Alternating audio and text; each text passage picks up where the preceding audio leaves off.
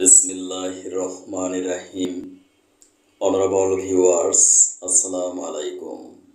বিশ্বের যে যে প্রান্ত থেকে আমার আজকের সংবাদ শিরোনাম অনুষ্ঠানটি দেখছেন, ডিজিটাল বায়োকেমিক মেডিকেল কলেজ হসপিটালের পক্ষ থেকে ডক্টরস টক টিভি 100K চ্যানেলের সকল দর্শক শ্রোতাদেরকে জানাচ্ছি আন্তরিক অভিনন্দন।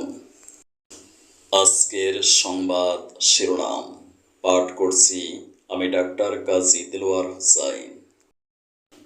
বাংলাদেশের পণ্যের উপর যুক্তরাষ্ট্রের আরোপ করা 35% শুল্ক আগামী 1 আগস্ট থেকে কার্যকর হতে যাচ্ছে। 7 জুলাই প্রধান উপদেষ্টা ডক্টর মোহাম্মদ ইউনূসকে লেখা এক চিঠিতে মিস্টার ট্রাম্প একথা জানান।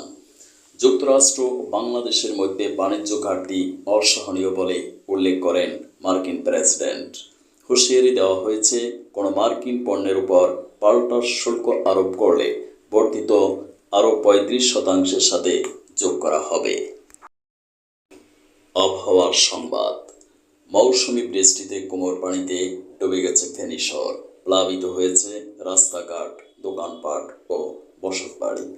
মহুরী নদীর বাঁধ ভেঙে সপ্তাহব্যাপী টানা বৃষ্টির কারণে বন্যা দেখা দিয়েছে কক্সবাজারেও।